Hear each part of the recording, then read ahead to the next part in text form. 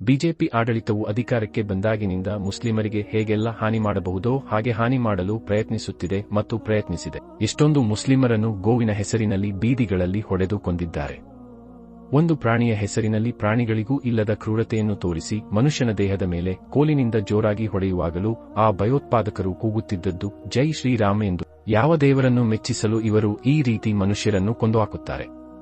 ಕೆಲವು ದಿನಗಳ ಹಿಂದೆ ಒಂದು ವಿಡಿಯೋ ನೋಡಿದೆ. ಒಬ್ಬ ಹಿಂದೂ ಬಾಲಕ ಹಿಂದೂ ಧರ್ಮದ ಬಗ್ಗೆ ಮಾತನಾಡುತ್ತಿದ್ದ. ಅದರಲ್ಲಿ ಇವರು ಮಾಡುವ ಕೃತ್ಯಗಳನ್ನು ಸಮರ್ಥಿಸುವ ಒಂದೇ ಒಂದು ಮಾತನ್ನು ನಾನು ಕಂಡಿಲ್ಲ. ಅಂದರೆ ನಿಜವಾದ ಹಿಂದೂ ಧರ್ಮದಲ್ಲಿ ಈ ಸಂಘಿ ಭಯೋತ್ಪಾದಕರು ಮಾಡಿದ್ದು ತಪ್ಪೇ ಆಗಿದೆ. ಆಗ ಇದು ಹಿಂದೂ ಧರ್ಮಕ್ಕಾಗಿ ನಡೆಯುವ ಹೋರಾಟ ಎಂದರೆ ಅದು ಸಂಪೂರ್ಣ ತಪ್ಪೇ ಆಗಿದೆ. ಹಾಗಾದರೆ ಇವರು ಯಾಕೆ ಬೀದಿಯಲ್ಲಿ ಮನುಷ್ಯರನ್ನು ಹೊಡೆದುಕೊಳ್ಳುತ್ತಾರೆ?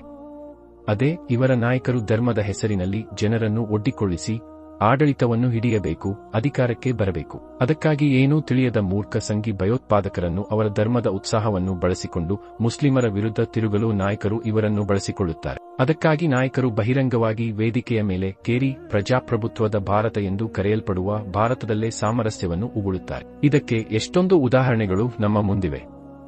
ದೆಹಲಿಯಲ್ಲಿ ಒಬ್ಬ ನಾಯಕನ ಭಾಷಣದ ನಂತರವೇ ಅಲ್ಲಿ ಕೋಮುಗಲಭೆ ಭುಗಿಲೇಳಿತು. ಪೌರತ್ವ ತಿದ್ದುಪಡಿ ಕಾಯ್ದೆಯ ವಿರುದ್ಧ ಪ್ರತಿಭಟನೆಗಳು ನಡೆಯುತ್ತಿದ್ದ ಸಮಯದಲ್ಲಿ ಒಬ್ಬ ಬಿಜೆಪಿ ನಾಯಕ ಮುಸ್ಲಿಮರನ್ನು ಗುಂಡಿಟ್ಟು ಕೊಲ್ಲಲು ಹೇಳಿದ್ದ. ಅಂದರೆ ತಮ್ಮ ಸ್ವಂತ ದೇಶದಲ್ಲಿ ತಮ್ಮ ಪೌರತ್ವಕ್ಕೆ ಕೆಲವು ದುಷ್ಟರು ಬೆದರಿಕೆ ಒಡ್ಡಿದಾಗ ಅದರ ವಿರುದ್ಧ ಪ್ರತಿಭಟಿಸುತ್ತಿದ್ದ ಭಾರತದ ಜನರನ್ನು ಗುಂಡಿಟ್ಟು ಕೊಲ್ಲಬೇಕೆಂದು ಹೇಳಿದವನು ಭಾರತದ ಸಂಸತ್ತಿನ ಒಬ್ಬ ಸಚಿವನಾಗಿದ್ದ. ಭಾರತದ ಮುಸ್ಲಿಮರನ್ನು ಶೂಟ್ ಅಟ್ ಸೈಟ್ ಮಾಡಬೇಕೆಂದು ಹೇಳಿದ ಅವನ ಹೆಸರು ಸುರೇಶ್ ಅಂಗಡಿ. ಆದರೆ ಕೊರೋನಾ ಎಂಬ ಮಹಾಮಾರಿ ಬಂದಾಗ ಅವನಿಗೆ ಕೊರೋನಾ ಸೋಂಕು ತಗುಲಿ ಸಾಯಲು ಕಾರಣವಾಯಿತು. ಸತ್ತ ಎಂದು ಹೇಳುವಾಗ ಕೆಲವರಿಗೆ ಅದು ಅನಾಗರಿಕವೆಂದು ತೋರಬಹುದು. ಆದರೆ ಪ್ರಾಣಿಗಳಿಗೆ ನಾಚಿಕೆಗೇಡಿನಂತೆ ಮನುಷ್ಯರನ್ನು ಕೊಲ್ಲಲು ಕೂಡಿ ನಿಂತ ಈ ಪ್ರಾಣಿ ಮನಸ್ಸಿನವರನ್ನು ಸತ್ತ ಎಂದು ಹೇಳಲೇ ಇಷ್ಟ. ಆಗ ಕೇಳಬಹುದು, ಕೊರೋನಾ ಎಲ್ಲರಿಗೂ ಬರುತ್ತದೆ, ಅದು ಕೇವಲ ಕ್ರೂರರಿಗೆ ಮಾತ್ರವಲ್ಲ ಎಂದು. ಆದರೆ ಒಳ್ಳೆಯ ಮನುಷ್ಯರಿಗೆ ಈ ಲೋಕದ ನರಕದಿಂದ ಸ್ವರ್ಗಕ್ಕೆ ರಕ್ಷಣೆಯಾಗುವ ಅಲ್ಲಾಹನ ನಿರ್ಧಾರದಂತೆ ಇದು ಸಂಭವಿಸುತ್ತದೆ. ಆದರೆ ಈ ಲೋಕದಲ್ಲಿ ಸ್ವರ್ಗದಂತೆ ಜೀವಿಸಿದವರಿಗೆ ಅವರು ಎಂದಿಗೂ ಬಯಸದ ನರಕಕ್ಕೆ ಕೊಂಡೊಯ್ಯುವ ಶಿಕ್ಷೆಯೇ ಈ ಕೊರೋನಾ.